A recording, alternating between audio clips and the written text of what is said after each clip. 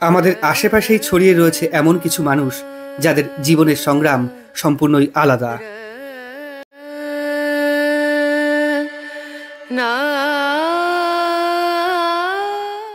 বর্তমান যুগে দাঁড়িয়ে যাদের চিন্তা ভাবনা, ধ্যান ধারণা এবং শিক্ষা সংস্কৃতি সম্পূর্ণই অমিল।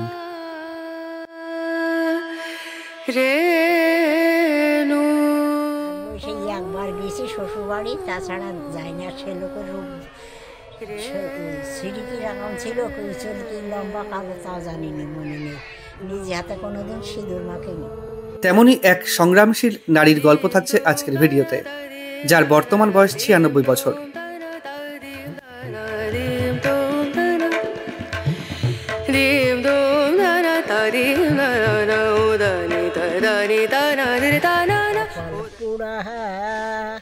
জনম দুঃখী গুরু আমি একজনা,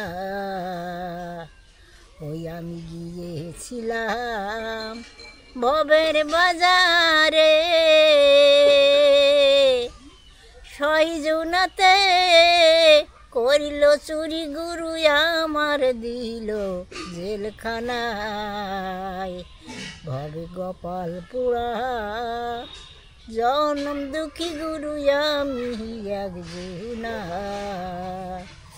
আমায় গর্বে থাকিতে মরিল পিতা, চোখে তো দেখিলাম না। ভবে কপাল পোড়া জনম দুঃখী গুরু আমি একজনা। নমস্কার, নতুন একটা ভিডিওতে সবাইকে স্বাগত জানাচ্ছি। আজকে আমি এমন একজনকে আপনাদের সামনে উপস্থাপন করব, এমন একজন বৃদ্ধা মানুষ বা ঠাকুমা, যার সংস্কৃতি একদম পুরাতন সংস্কৃতিকে আঁকড়ে ধরে বেঁচে রয়েছেন, যার জীবন সংগ্রাম সত্যি আজকের দিনে দাঁড়িয়ে, বর্তমান যুগে দাঁড়িয়ে একটা লড়াইয়ের মুখ বলা যায়, এবং যার চিন্তাভাবনা, আচার আচরণ, বেশভূষা এখনকার সাধারণ চিন্তাভাবনা থেকে অনেকটাই আলাদা। তো তার জীবন সম্পর্কে আমি আপনাদের তুলে ধরবো, কীভাবে তিনি জন্মের আগেই তার বাবা মারা গেছেন, বিয়ের রাতেই স্বামী মারা গেছেন, এবং এখন কিভাবে এত বছর একাই বসবাস করছেন, কোনো রকম আলাদা কোনো জায়গায় না গিয়ে। তো দেখতে থাকুন, আশা করি ভালো লাগবে তার এই ভিডিওটা। ওই ঠাকুমার বাড়ি যাওয়ার জন্য যে রাস্তা, মূল রাস্তা থেকে নেমে এরকম ঢালাই রাস্তা ধরে যেতে হবে। ঢালাই রাস্তা দুদিকে ভালোই বাড়ি রয়েছে এদিকে, তবে ঠাকুমার বাড়ি যাওয়ার বাড়িটা মূলত বাড়িতে কোনো রাস্তা নেই, একটা বাড়ির উপর দিয়ে যেতে হবে। তো আমরা নেমেছি বাগানগাঁয়ের পুরো বাজার থেকে সোজা এসে যে ব্যাংকের মোড় থেকে ডান দিকে বেঁকে এসেই ঢালাই রাস্তা ধরে সোজা যাচ্ছি। হেঁটে মোটামুটি 5 থেকে 10 মিনিট লাগছে, তারপর পৌঁছাবো আমরা ঠাকুমার বাড়িতে। তো ওই একবারে ঠাকুমার বাড়ি গিয়েই বাদবাকি দৃশ্যটা আপনাদের দেখাচ্ছি। এই যে সেই ঠাকুমার বাড়িতে চলে এসেছি। বাড়িটার উপরে টালি দেওয়া এবং এপাশে বেড়া, মাটির দেওয়া। ঠাকুমা বসে এখন খাবার খাচ্ছে, ভাত খাচ্ছে সকালের। তো একটু পরে ঠাকুমার সাথে কথা বলবো। তো আমি এই ঠাকুমার পুরো সামনে চলে এসেছি, ঠাকুমার বাড়িতে। ঠাকুমা এখন খাচ্ছে, খেয়ে নাও। তোমার নাম কি গো ঠাকুমা? উর্মিলা বিশ্বাস। আচ্ছা, খেয়ে নাও। এই রান্না কি সকালে করেছো? আমি রান্না করিনি, আমি আলাদা খাই। মানুষজন নেই, হাত কেউড়ি লেগে যাচ্ছে। তা ওই সেই বৌমা, এই হচ্ছে ভাইপো বউ, সন্তানাদি নেই বলে এই ভাইপোর ওই যে ভাইপোর বাড়ির থেকে আর এই যে জব কাটা পুকুর কেটেছে মতন এই পর্যন্ত ভাইপোর দিচ্ছে। আর ওই যে পাকা বাড়ি দেখা যাচ্ছে, বাড়ি পর্যন্ত বাড়ি আমার, ওই যে পর্যন্ত বাড়ি। তোমার কেউ নেই, তুমি একাই থাকো? আচ্ছা, তুমি খেয়ে নাও, প্রথমে খেয়ে নাও, তারপরে তোমার সাথে কথা বলি একটু, ঠিক আছে? আর তোমার জন্য আমি একটা শাড়ি এনেছি নতুন বছরে। আমার অনেক দিনের ইচ্ছা ছিল যে আসবো এবং তোমার জন্য একটা শাড়ি নিয়ে আসবো, এনেছি। তুমি খেয়ে নাও, আমি তোমায় দিচ্ছি। ভাই, আমার শাড়ির মান তার নেই। ওই একটা শাড়ি একজনা দিয়েছে, ওই একটা চাদর দিয়েছে একজনা। আচ্ছা, তুমি খেয়ে নাও, ঠিক আছে? আচ্ছা, তাহলে হ্যাঁ, খেয়ে নাও। বাড়িটা এরকম, আমি বাড়ির ভেতরে ঢুকে দেখাচ্ছি। এটা হচ্ছে মাটির দেওয়া বা মাটির সিঁড়িটা হচ্ছে পুরো দেওয়াটা এরকম করে করা। এখানে ওই টালি ভাঙা দেওয়া রয়েছে, বাদ বাকি এরকমভাবে উঠতে হবে। এদিকে একটা খাট, ওপরে খুব সুন্দর হাতের কাজ করা, যে আসনের যে কাজ করা, সেই কাজ করা একটা চিতাবাঘ লেখাও রয়েছে, আর একটা শিবকালী। এর বিষয়টাও আমি ঠাকুমার কাছ থেকে শুনবো একটু পরে, যখন ঠাকুমার খাওয়া হয়ে যাবে। এবং পুরো এই দিকটায় গীতার সারাংশ, যা হয়েছে তা ভালোই হয়েছে, যা হচ্ছে তা ভালোই হচ্ছে, যা হবে তা ভালোই হবে। গীতার যে সারাংশ সেটা এখানে লেখা রয়েছে, এর কি মাহাত্ম্য রয়েছে, এখানে কেন এটা লেখা রয়েছে, এবং এই যে যুদ্ধটা রামায়ণের একটা কাহিনী অনুযায়ী কৃষ্ণের যে বিষয়গুলো, এই বিষয়গুলো আমি দেখাবো। আর ঠাকুমার রান্নার জায়গাটা দেখাই। রান্নার জায়গাটা এই যে, একদিকে বেড়া দেওয়া, মাটির উনুন, কাঠ জোগাড় করে তিনি রান্না করেন, ছিম কেটে রেখেছেন, রান্না করবেন। আর সকালে রান্নাটা করেননি, দিয়ে গেছে। আর ঘরটা হচ্ছে এই যে পুরো টিন দিয়ে ছাওয়া ঘর, একদিকে বেড়া আর দুদিকেই বেড়া, বেসিক্যালি 3 দিকে বেড়া, 1 2 3টে, এই 3 দিকে বেড়া, আর শুধু পেছন দিকটা এরকম টিন রয়েছে। উপরে একটা ছোট্ট পাখা, ইলেকট্রিসিটি, আর একটা ছোট্ট বাল্ব রয়েছে। আর পুরো ঘর, সারা ঘর এরকম দেবতার ছবিতে বা ঠাকুর দেবতার ছবিতে মোড়া রয়েছে। আসলে এর কারণ এটাই হতে পারে যে ঠাকুর দেবতার উপর বিশাল ভক্তি বা আস্থা রাখেন ঠাকুমা।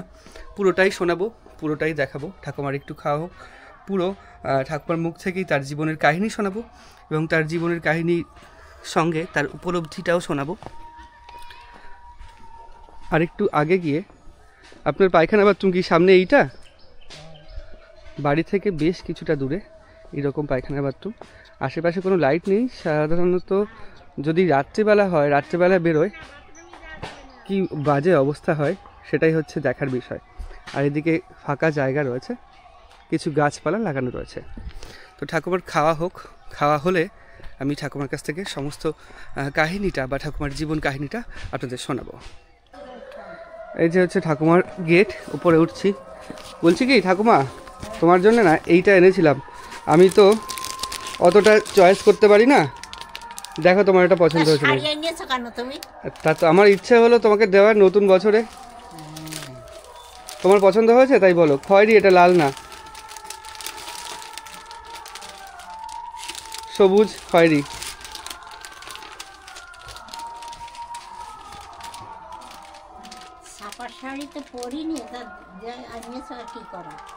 আমি তো জানি না ঠাকুমা, কি করবো বলো। আমি দোকানে গেলাম, দোকানে গিয়ে কিনে নিয়ে আসলাম। বলছি আমাদের এই, তোমার পছন্দ হচ্ছে কিনা বলো। এখন পছন্দ হলেও হবে, না হলেও কারণ দেবো না। এখন তুমি দিলে দান করি, সে দান না আবার আরেকজনের দান দেবো কেন আমি? না না, সে তো অবশ্যই। কি বলতে চাচ্ছ?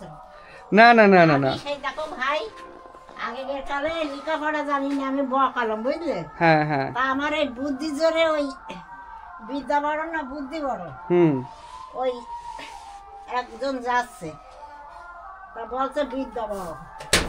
তোমরা এখন বিছানা তুলছো নাকি? তুলবো না। আচ্ছা, ওই তোমার বসার দেবতাই হয়েছে। না না, এই ইয়েতে আসো, এখানে আসো, এখানে আসো, বাইরে। তাই বলছি যে তাতেই হবে। ওইটা ঘরের ভিতরে আসলে তো দেখো। হ্যাঁ দেখেছি তোমার ঘরে। এই ঘরে জিনিসপত্র কিছু নেই, দেখো জিনিসপত্র নেই তো। ছোট বাক্স, তোমার এই একটা বাক্স, এই বাক্সই তোমার আলমারি, তাই তো? হ্যাঁ, সমস্ত জিনিস এই বাক্সের মধ্যে থাকে। এই ওতে ছোট বাক্স আর কি ধরবে? তুমি তো বলে তোমার অনেক শাড়ি রয়েছে, কই আলমারি তো একটা মাত্র রয়েছে। বাক্সে আছে শাড়ি, তুমি পরবে, ওটা অসুবিধা হবে না। এই নিয়ে বেড়াচ্ছি। যে এখন তুমি আমার ভাই, হ্যাঁ হ্যাঁ হ্যাঁ হ্যাঁ ভাই তুমি ঠাকুর, তোমার আশীর্বাদ করি। হ্যাঁ, তুমি বেঁচে থাকো, পাকা চুল, আমার মাথায় যত চুল এত আয় হোক, আর আমার মতো চুল পাকা হোক, নাতি পুতি হোক। হ্যাঁ, ভাই বোন মা বাবা সবাই যত্ন আহ্বান করবা। আমার চুল এমনি পাকা শুরু করে দিয়েছে জানো না, বলছে পাকা চুল আমার মতন হবে। হ্যাঁ হ্যাঁ হ্যাঁ, এরকম বয়স, বুঝতে পেরেছি। তাই বলছি তুমি আসো, এখানে বসো, আসো, আশীর্বাদ করলাম তোমার, তাই বলছি। আসো, ব্যাগটা থাক, এখানে বসো। বলছি দুটো মুড়ি দেবো খাতি। হ্যাঁ খাবো অবশ্যই, এখানে বসো। তোমার সাথে তাহলে দুটো কথা বলি, তারপরে মুড়ি খাই। চেয়ারানি আমি আনছি, তুমি বসো। আচ্ছা ঠাকুমা, যেটা জানতে চাইবো তোমার জীবন সম্পর্কে আর কি। তোমার বয়স কত হবে এখন? দাদার 100 বছর হইতো, 2 বছর হলি। আচ্ছা, মারা গেছে। তারপরে 98 বছরে মারা গেছে। 2 বছর হলি। তারপরে এই বছর কি হইলো তোর? 1 বছর মানে 99। আর তোমার বয়স তাহলে 96 বছর এখন? তাই তোমার বয়স 96 বছর? 96 হবে না, তার বেশি হবে। তার বেশি হবে? না না, তোমার যদি দাদার থেকে 3 বছরের ছোট হও, দাদা 98 বছরে মারা গেছে, এখন হলে 99, আর তার 3 বছরের ছোট হলে তোমার বয়স 96 হবে। ও তাই। তোমরা কি বাংলাদেশ থেকে এসেছিলে আগে, অনেক আগে? বাংলাদেশ থেকে, যশোর জেলা থেকে বিনাময় করে এসেছিল। তুমি এখানকার বাসিন্দা? হ্যাঁ। তোমার বাড়ি এখানে বাসিন্দা? বাড়ি না? হ্যাঁ হ্যাঁ। ভারতে ছিল, বাংলাদেশ? না না, এখানেই ছিল। এখানকার বাসিন্দা? হ্যাঁ, এখানেই ছিল। মানে অনেকেই ওই যখন স্বাধীন হলো, এদিক ওদিক হলো, সীমানা ভাগ হলো, তখন অনেকেই বিনিময় করে চলে এসছে। তার আগে এসছি আমরা। তারও আগে তোমরা চলে এসছো। এই বাংলা হইলো তো মুজিবরের সঙ্গে ওই ইয়াখানা ওখানের সঙ্গে তো ওই সেই, হ্যাঁ, তাই তো স্বাধীন হইলো। তাই আগে ছিল এইটা পূর্ব বাংলা, আর এইটা ছিল পশ্চিম বাংলা। পশ্চিম বাংলা খানেরা ওই সমস্ত জিনিসপত্র প্লেনে করে নিয়ে যেত। তাই মুজিবর মনে করলো আমার রাজত্বতে নিয়ে যাচ্ছে, তাই বলে এই যুদ্ধ হয়েছিল। আর আমার এই হিন্দুস্তান পাকিস্তানে এসে আমি জানি, বুঝতে পারলি? আচ্ছা আচ্ছা, বুঝতে পারিস হিন্দুস্তান পাকিস্তান? হ্যাঁ হ্যাঁ হ্যাঁ। সে আমার তখন জানি, তাহলে কত বয়স বোঝো না? হ্যাঁ, তুমি তো এখানে একাই থাকো। একাই থাকো, তাও কতদিন ধরে একা থাকো? কত বছর ধরে একা থাকো? কি বা বলি, এই বিনাময় করে আসলে এখানে কেউ ছিল না বলে, আমার মা ছিলেন সেখন। তার মা বললো যে তুমি তাহলে, আচ্ছা মা এখানে আসলো, আমি বিনাময় করে আসলাম বলে। গুরুদেবের পরে আমার গুরুদেবের ফটো ঘরে আছে, তা আনলাম না, শুধু এইটা আনলাম। আচ্ছা, এই আমার মা, এটা। আচ্ছা, ঠিক আছে। আপনার মায়ের ফটো আপনি রেখে দিয়েছেন যত্ন করে? আপনার মা কি এখানে এসেছিল না বাংলাদেশেই ছিল? আমার বাবার বাড়ি ছিল সাতরা থানা, আচ্ছা, পণ্ডিতপুরের বর্ডারের নিকটে, বর্ডার পার হলে। আর আমার শ্বশুর বাড়ি ছিল যুগগাছার থানা। ও আচ্ছা, এইটা হচ্ছে আপনার মায়ের ছবি, তাই তো? না, এটা আমার মা। এই ওই তো মায়ের ছবি এইটা। তা তুমি যখন এখানে চলে এসেছিলে এইদিকে, তখন তোমার বিয়ে হয়ে গেছিল? যখন চলে এসছি, হুম, আমার যখন বিয়ে হয়েছিল তখন আমার বয়স 10 বছর বয়স। 10 বছরে বিয়ে হয়ে গেছিল? তখন আগে ছোটোবেলায় বিয়ে দিত, আগের আমলে। হ্যাঁ। তাই ছোটোবেলায় বিয়ে দিত, তা আমার মা বলেছিল যে আমি ছোটো মেয়ে বিয়ে দেবো না।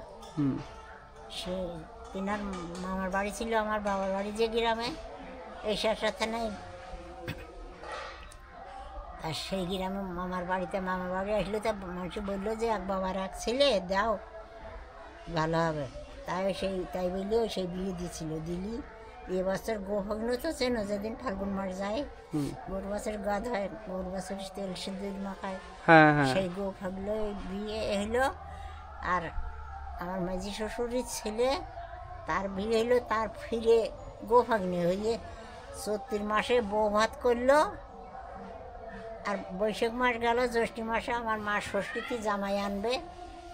সেই সময় 10 মাধ্যমে আইনেল কি না তা জানি না, যে সমুদে আমি তখন ছোট, তাই ষষ্ঠীতে জামাই আনবে, তার আগে সে জামাই মারা গেল। কি করে মারা গেছে?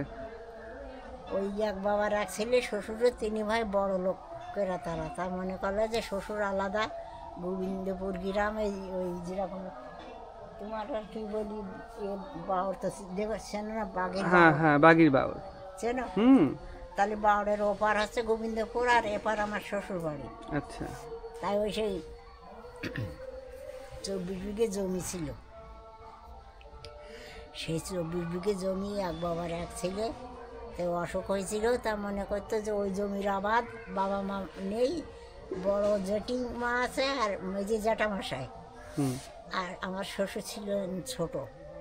তারপরে সেই মনে করলো যে ওর গাঠির টাকা দিয়ে ওইতে দেখা একসঙ্গে, কিন্তু আচ্ছা, ওদের সঙ্গে একসঙ্গে 20-25 জন লোক একসঙ্গে। তা বললো যে গাঠির টাকা দেখা, তাই বলি দেখাইতো না দেখাইয়ে শেষ পর্যন্ত গাঠির থেকে চাবি খুলে দিয়ে আমার অন্য শরীর যারা আমাদের জমি খায় না, দাদা শ্বশুরের 2 ভাই আর এক দাদা শ্বশুরের ছেলেরা, তাদের বললো যে তাই তো কালীপদ তুই এই টাকাটা এই চাবিটি দিচ্ছি, সে খুলে তুই আমার বাক্সতে টাকা নিয়ে তবে যা ডাক্তারের কাছে। এবারে ডাক্তার নিয়ে যেরকম ওই এখান থেকে ওই উদলা পর্যন্ত গেল, ডাক্তার বললো এখন অন টাইমে, ডাক্তার বললো অন টাইমে নিয়ে এসো, কেন আর হবে না। ডাক্তার উদলা পর্যন্ত গেলে এদিকে সে লোক মারা গেল। তা আমি ওই সেই একবার গেছি শ্বশুরবাড়ি, তাছাড়া যাই না। সে লোকের রূপ সিঁড়ি কীরকম ছিল, চুল কি লম্বা কালো তাও জানিনি, মনে নেই। নিজে হাতে কোনোদিন সিঁদুর মাখিনি। নিজে হাতে কোনোদিন সিঁদুর মাখেননি? না। সেই একবার বিয়ে হয়েছিল, তারপরে চৈত্র মাস পড়ে গেছিল, বৈশাখ মাসে যখন আনতে গেছিল জামাই, তার আগেই মারা গেছে আপনার বর। তখন তো আপনার বয়স 10 বছর। হ্যাঁ, 10 বছর বিয়ে হয়েছে, 11 বছর। 11 বছর। ও তার তখন আমি নিজে হাতে সিঁদুর মাখতে পারতাম না। আচ্ছা। তাই আমার স্বামী মারা গেলে আমার মা কোনোদিন সিঁদুর মাখিনি আর শাঁখা পরিনি। শাঁখা আগে যা ছিল, আগে রূপোর গামছা মোড়া চুড়ি ছিল, সেই চুড়ি হাতে দিত, শাড়ি এই হচ্ছে শাঁখা পরতো না, যে মেয়ের বেড়াবে খালি শীতে, আর আমি শাঁখা পরব, সিঁদুর পরব, তাই পরতো না। লোকের বাড়ি যখন ইয়ে হয়ে যেত, তারা যা মাখাই দিত তাই। আচ্ছা। এরকম অবস্থা। তাই ওই সেই গোবিন্দপুরের জমি নিয়ে আর লোভে ওই দেখায়নি, ওই দেখা, তার পাশে গোবিন্দপুরের জমি বিক্রি নেবো। তাহলে জমি জমার ঘটনা বলবো না আজকে। আর জমি জমার ঘটনা, জমি মানুষ চলে গেলে জমি দিয়ে আর কি হবে, তাই তো? এই একটা কথা, প্রথম কথা। তো তোমার যে আজ থেকে প্রায় তোমার বয়স যদি 96 হয়, তাহলে 85 বছর আগে তোমার স্বামী মারা গেছে, তাই তো? মানে দাদুর মৃত্যু হয়েছে, তারপর থেকে তুমি একাই থাকো? একা থাকা, একাই ওই এখানে ওখানে একা থাকতাম, থাকি এখানে বিনাময় করে আসলাম। আসলে ওই ভাইপোর দিয়ে পাঠালো, আমার মা আসলো, ওই মা আসলো, আর ওই ভাইপো আসলো। এসে যে একা থাকবে কী করে, তাই ওই সেই মা কয়েকদিন থেকে গেলেন, যে মা মেরে গেলেন, আর এই ভাইপোরা কয়েকদিন আলাদা ছিলাম। তাও আলাদা হয়েছে বোধহয় আজকে 15-16 বছর আছে। আর একটা কথা যেটা তুমিও হয়তো বিশ্বাস, মানে এটাই বলবে, সহমত পোষণ করবে, এখনকার দিনে স্বামী মারা গেলে 1 মাস পরেই সবাই বিয়ে করে নেয়। সে জায়গায় তুমি 85 বছর ধরে, 11 বছর বয়সে স্বামী মারা গেছে, 85 বছর ধরে বৈধব্য পালন করছো। মানে তুমি নিজের জীবনটা এভাবেই বেছে নিয়েছো, কখনো মনে হয়নি না জীবনটা অন্যভাবে কাটাবো? এ দেখো, এই যে আগের আইয়ে নিত বিয়েতে, হ্যাঁ, সমাজ নিত, এক ঘড়ি করে দেবে বলে শ্বশুরও বিশেষ গোষ্ঠী, উচ্চ গোষ্ঠী। হ্যাঁ, হ্যাঁ। তা হয়তো তুমি চেনাশুনো লোক, তোমার দেখে আমি হয়তো লজ্জাতে এরকম করে গেলাম, বুঝতে পারলি? আচ্ছা, আচ্ছা। এই জন্যে আমি এরকম করার ভয়তে লজ্জাতে বিয়ে করিনি, না করি সেই থেকে এই কষ্ট ভোগ করে যাচ্ছি। ওই শ্বশুর বাড়িও আলাদা ছিলাম, ওই সে ওরা আলাদা হয়ে গেল, ওই সে জমি জমার নেবে বললি তাই দিইনি, তারপর আলাদা হয়ে গেলি। শ্বশুর বাড়িও আলাদা ছিলাম, আলাদা খেতাম। আর এখানে বিনাময় করে আইছি, সেই বোধহয় 30 বছর টছর বিনাময় করে আইছি এই জায়গায়। এখানে আলাদা ওই কয়দিন ভাইপোদের সঙ্গে ছিলাম, থাকলে তারপর ভাইপোর এখন আলাদা হয়ে গেল। তোমার সংসার চলে কি করে? তোমার এত বয়স হয়ে গেছে, তো সংসার চলে। মাঠে কিছু জমি জায়গা ছিল, তার সে জমি জায়গা আছে, নিজে তো করতে পারিনি, তাই এই ভাগে লিচি দেওয়া হয়, তাই খাওয়া হয়। লিজে দিয়ে তোমাকে কিছু ফসল বা টাকা এগুলো দেয়, তাতেই তোমার সংসার চলে? হ্যাঁ, এখনও আমি ধান সিদ্ধ শুকনো করতে পারিনি, নাড়াচাড়া করতে পারিনি বলে এ সমস্ত আমি করিনি। আচ্ছা, তো আপনাকে দিয়ে দেয় তাও, তাই তো? ওই টাকা দিয়ে ওই কেনাকাটা হয়। এখন যে সকালে বেলা খেলে, এটা কি তুমি রান্না করেছো না দিয়ে গেছে ভাইপো থেকে? ওই বেলা হয়ে গেছে বলে এই জন্যই ওই ভাইপো বউটার বউ দিয়ে গেল। ভাইপো বউ দিয়ে গেল, এরপর দুপুরে রান্না করবে? আর দুপুরে আর খিদে লাগে, শীতের বেলায় বেলা হয়ে গেল। আর রাত্রেবেলা? রাতের বেলা হয়তো মুড়ি টুড়ি খাওয়া নেই। তুমি কি এই পুরো বাড়ির মধ্যে একা থাকো? তোমার যে এই যে এদিকে এত জায়গায়, এই যে পুরো বাড়ির মধ্যে তুমি একাই থাকো? ওই যে একটা গান গাচ্ছিলাম, হ্যাঁ, ওই দুঃখের জন্য। আচ্ছা। যে আজকে এইদিকে বাগান, এদিকে বাগান, এদিকে একটা পুকুর, এদিকে একটা পুকুর, এই থাকি আমি একাই থাকি এই বাড়ি। রাত্রেবেলা তো তোমার এখানে বাইরে তো কোনো আলোর ব্যবস্থা নেই, যখন ওই বাথরুম বা পায়খানায় যেতে হয় তখন ওই অন্ধকারের মধ্যে দিয়ে যেতে হয়? টর্চ লাইট আছে। টর্চ লাইট নিয়ে? আর রাতে বিশেষ ভাত খাইলে ওই দূরস্থার পায়খানা বাথরুমে যেতে হবে বললে। ও তাই রাত্রিবেলা পায়খানা বাথরুমে যেতে হবে বলে ভাত খান না রাত্রিবেলা, এরকম ভাবেই চলে আসছে? মুড়ি টুড়ি খাই, হয়তো এই সকাল করে যদি রান্না হয় তাহলে সকালে খালাম, আর যদি বেলা গেল তাহলে ওই সেই আর রাত্রি।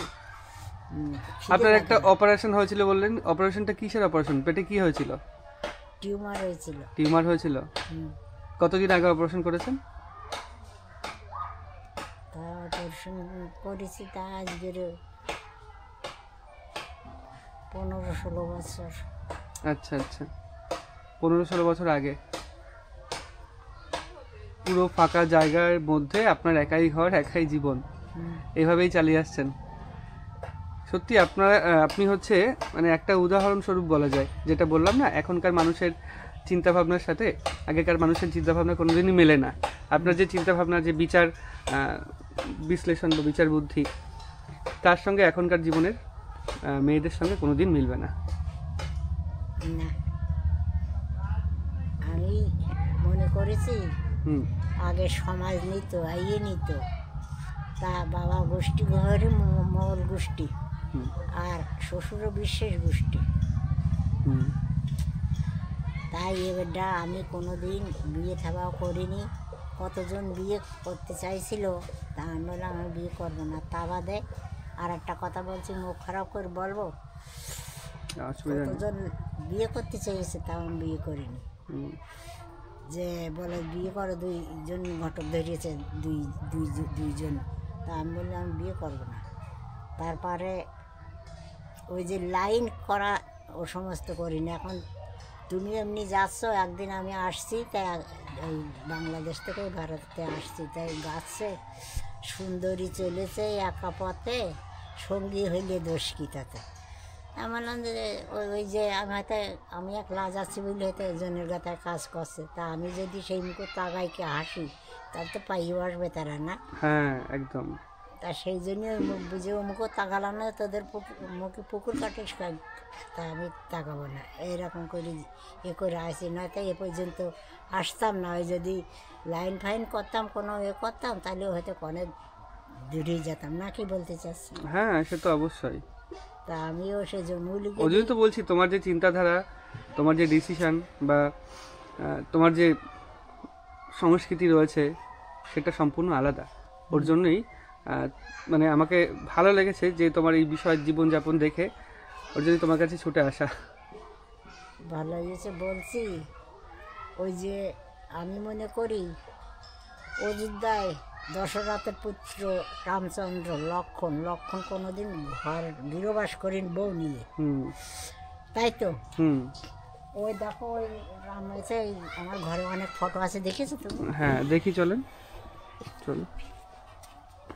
আচ্ছা ঠাকুমা, এই যে একটা ছবি আমি আগে দেখছিলাম, এখানে যে বাঘ, চিতাবাঘ লেখা রয়েছে, এটা আসন সেলাই করে করা? আমি তৈরি করছি চিতাবাঘ। তোমার তৈরি করা ওটা হাতে? হ্যাঁ, সিংহ সমস্ত। আর এই যে এই যে এই হ্যাঁ, এই আমি সেলাই করেছি। ও এই তো তোমার নাম লেখা রয়েছে, উর্মিলা রানী। উর্মিলা বিশ্বাস না, উর্মিলা রানী লেখা রয়েছে কিন্তু। লিখেছে তুমি রানীর মতোই, ওর জন্য রানী লেখা রয়েছে।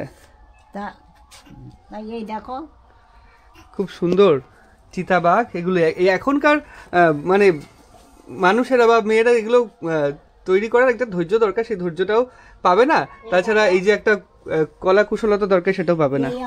ঠাকুমার সাথে অনেকক্ষণ কথা হলো। ঠাকুমা তার মানে অনেক বয়স হয়ে গেছে, 96 বছর কম কথা না। আমরা 96 বছর পর্যন্ত বাঁচবো কিনা এটা একটা ব্যাপার, তার উল্টো যদি করি আর 69 তাও বাঁচবো কিনা সেটাও একটা ব্যাপার। তো 96 বছর বয়সে এসে এরকম গুছিয়ে কথা বলছে, এটাই একটা ব্যাপার। আমাদের মতো একদম সাজিয়ে গুছিয়ে কথা বলতে পারছেন না, তবুও যেটা বলছে সেটা অনেক গোছানো কথা, এবং গ্রামে মানে বসবাস করার জন্যই হয়তো এটা সম্ভব। তো ঠাকুমা একটা জিনিস বার করছে, তার হাতের একটা কাজ, সেই কাজটা আমি দেখাবো।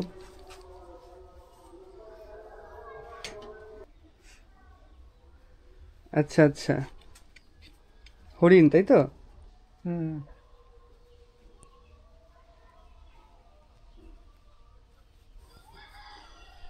বাহ, খুব সুন্দর। দেখতে পেয়েছো? হ্যাঁ, এগুলো তোমার যদি আগে বাঁধাতে তাহলে এইগুলো হয়তো পোকায় খেত না। বান্ধানো ছিল তাই এই দাগ ধরে গেছে, দেখতে হ্যাঁ। পেয়েছো? সে কাজ ভেঙে গেছে। আচ্ছা আচ্ছা, এটা কেমন দেখি তো একটু পাতিয়ে, এখানটায় পাতালাম। হ্যাঁ, বাহ, খুব সুন্দর হাতের কাজ। এগুলো কি সুতো দিয়ে তৈরি করা? হুম। আচ্ছা, সুতো দিয়ে কার্পেটে হরিণ, হরিণ, ময়ূর, পদ্ম ফুল, এদিকে অন্য ফুল, খুব সুন্দর করা। তোমার নাম লেখা কোথায়? এটার নাম লেখা নেই মনে হয়। নাম লেখা না থাকলেও আমি তোমার নাম এখানে লিখে দেবো, উর্মিলা মণ্ডল লিখে, তারপরে উর্মিলা বিশ্বাস। ওই তারপরে উর্মিলা এই বিশ্বাস। দেখো তুমি ঠাকুমা এখানে এসছি, ঠাকুমার স্মৃতিস্বরূপ আমাকে এইটা উপহার দিলে। যতদিন বাঁচবা ততদিন মনে করবা অমুক ঠাকুমা আমার এই জিনিসটা দিচ্ছে। হ্যাঁ হ্যাঁ, আমি আমি হ্যাঁ অবশ্যই। তো দিচ্ছি। আর এটার সামনে আমি তোমার নামও লিখে রাখবো, উর্মিলা বিশ্বাস। হুম। আর ঠাকুমার সত্যি খুব ভালো লাগলো উপহারটা পেয়ে। ওই তাই আমি বের করছি। ঠাকুমার এখানে বিকেলবেলা হাট আছে, আমি ততক্ষণ থাকবো না। ঠাকুমা এটা তুমি নাও, তোমার দেখানো লাগবে না। এ নাও, এ নাও, তুমি নাও, অবশ্যই নাও। আমি টাকা দিলে কাপড় দিলে কাপড়ের উপরে আরো আছে না, বস্ত্র। তুমি নাও নাও, আমার ভালো লাগবে। এই দেখো অন্য বস্ত্র, হুম, এর মতন দান নেই। তো শোনো না, কি বলতে চাচ্ছ? না সে ঠিক আছে, তোমার খবরে বুঝতে পেরেছি। এখন তোমার উপরে আমি কোনো কথা বলবো না, তুমি এটা তুমি তো নাও, জানো। নিয়ে অন্তত একটুখানি মিষ্টি বা অন্য কিছু কিনো, আজকে হাট আছে। বলছি কি, আমি তো ততক্ষণ থাকবো না, থাকলে অবশ্যই আমি তোমার কিনে জ্ঞান নিব। দিচ্ছি, তোমার তো জ্ঞান আছে দেখছি, তা জ্ঞান দিচ্ছি কি, যদি কেউ এখন আসে হুম, তুমি খাতি যাচ্ছ, এই সময় যদি কেউ বলে দুটো মা ভিক্ষে দাও, তাও সে খাওয়াতে অর্ধেক ভাত দেবা ফকির বৈষ্ণবের, বুঝতে পেরেছ? হ্যাঁ হ্যাঁ, আমি এই যে তুমি এটা মানুষ, এটা অন্তত ধরো। তা আমি কাপড় আর ঠাকুর ফকির রাখুক আমার এই দাদার। ভালো থেকো ঠাকুমা, আবার অবশ্যই আসবো, মন খারাপ করো না, কেঁদো না, আবার অবশ্যই আসবো তোমার সাথে দেখা করতে। এবার যখন আমি আসবো তোমার জন্য তুলসী মালা আমি অবশ্যই নিয়ে আসবো। লক্ষণের বোন নাম উর্মিলা, হ্যাঁ আর আমার নামও উর্মিলা। হ্যাঁ, তা উর্মিলা কি লক্ষণের বউ, লক্ষণ বউনে ঘর গৃহবাস করিনি, তা সে যদি পারে তা আমি সেই হইলো আমার নামও উর্মিলা, সেই আমি কষ্ট করে পারবো না কেন? বাহ, তোমার তো এই হিন্দু পুরাণ সম্পর্কে অনেক জ্ঞান রয়েছে। তারপরে বলছি কি, হুম, সত্য যুগে সত্যনারায়ণ গান গাতেই বলছে, হ্যাঁ, করো একটা। চালি গাই হলো, দাঁড়াও মনে করিনি, ওই দাঁড়াও আমি ঠিক করে দিচ্ছি। সত্য যুগে ছিল সত্যনারায়ণী, দাপর যুগে থাম। খামকিয়া। আমার মনে কষ্ট হয়ে গেছে। তো যুগে ছিলাম আমি সত্যনারায়ণী, তেথা যুগে হইলাম আমি রাম সুয়াগিনী, কপাল দোষে হইলাম মাগ বনচারিণী, চারি যুগে আমি মাগ মন্দ ভাগিনী, চারি যুগে আমি মাগ মন্দ ভাগিনী, সত্য যুগে ছিলাম আমি সত্যনারায়ণী, কপাল দোষে হইলাম, তেতা যুগে হইলাম আমি রাম সুয়াগিনী, কপাল দোষে হইলাম আমি বনচারিণী, চারি যুগে আমি মাগ মন্দ ভাগিনী, দাপা যুগে হইলাম আমি আয়ান ঘরণী, শাশুড়ি ননদিনীর অপবাদে মাগো হইলাম আমি রাধা কলঙ্কিনী, চারি যুগে আমি মাগো মন্দ ভাগিনী, কলি যুগে হইলাম আমি অনিমাই দাঁড়া রে,